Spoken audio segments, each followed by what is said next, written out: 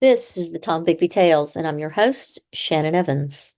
Tonight, we return to our regularly scheduled program, our CVB nemesis, Nancy Carpenter, and how the Columbus Cultural Heritage Foundation plans to profit off the restoration of the Monroe Crypt.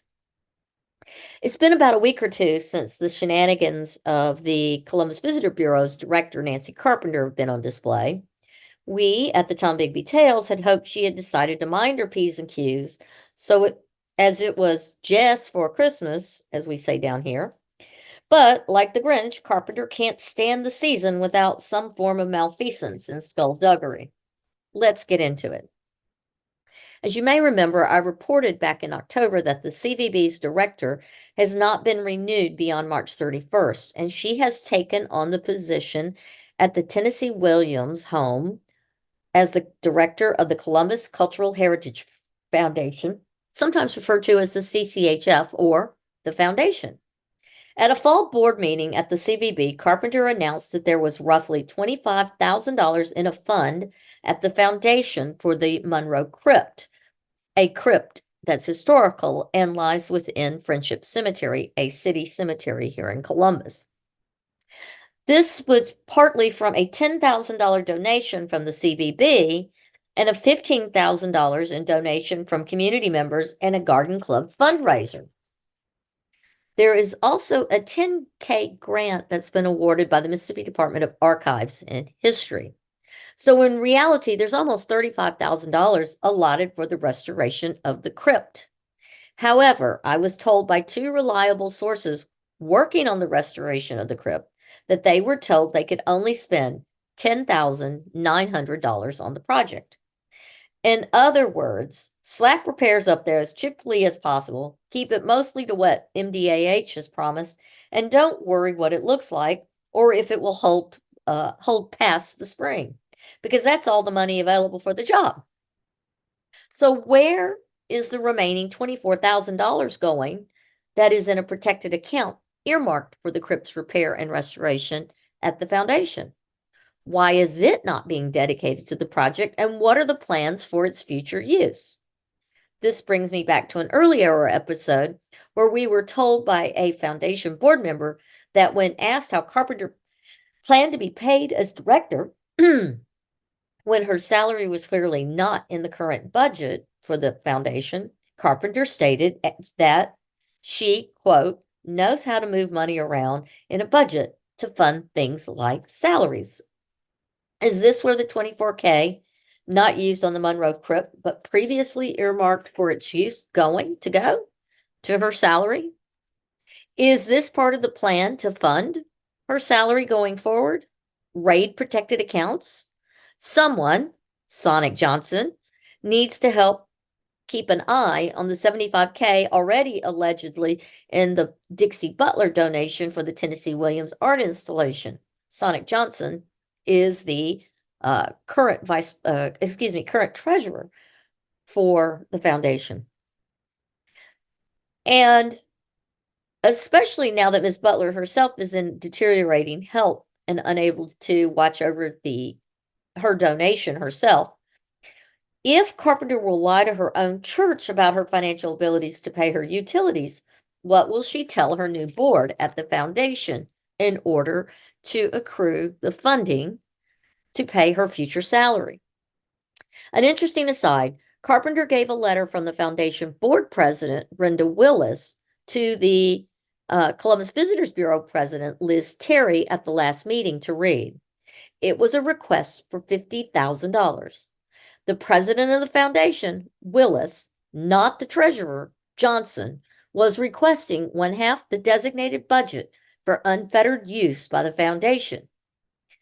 The Columbus Visitors Bureau treasurer, Gwen Brislin, informed the CVB president, Liz Terry, that their responsibility was to reimburse expenses at the foundation and only those expenses that applied to its being used as a visitor center.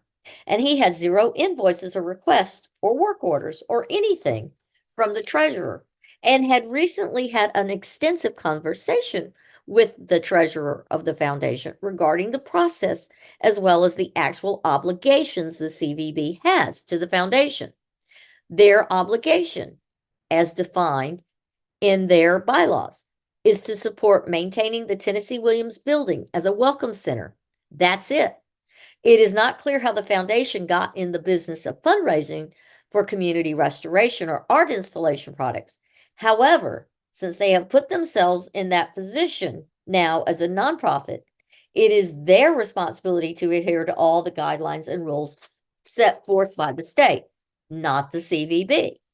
So let's help the foundation be held accountable for their responsibilities with the money currently in their coffers, showing on their budget as of September 30th, 2023 for the Monroe Crypt is $23,845, not including the MDAH grant of $10,000.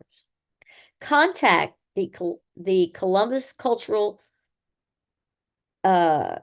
the CCAF Foundation President, Brenda Willis, at Willis, WILLIS, BW66 at AOL.com, and the treasurer, Sonic Johnson, at SONIC.Johnson, JOHNSON, 77 at gmail.com to demand that the people doing the actual work on the crypt, led by Brad Ferguson and his brick masons, get paid for the work they do on this project, not a paltry $10,900.